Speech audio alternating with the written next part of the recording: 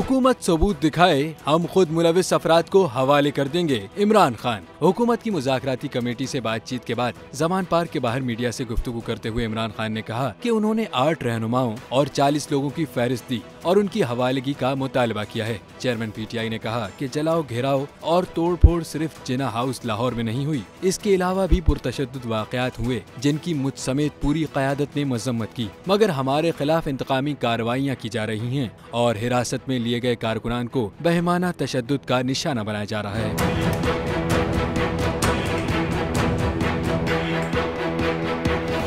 दूसरी जानिब इंसदाद दहशतगर्दी की अदालत में पेशी के मौके पर मीडिया से गुफ्तगू करते हुए इमरान खान ने कहा है कि जिन्ना हाउस हमले से मुल्क की बदनामी हुई। मजम्मत करता हूँ, ऐसा नहीं होना चाहिए था। 7000 लोगों को गिरफ्तार करके PDM खुद फंस गई। गुज़िश्ता 35 बरसों में ऐसा रियासती जुल्म नहीं देखा।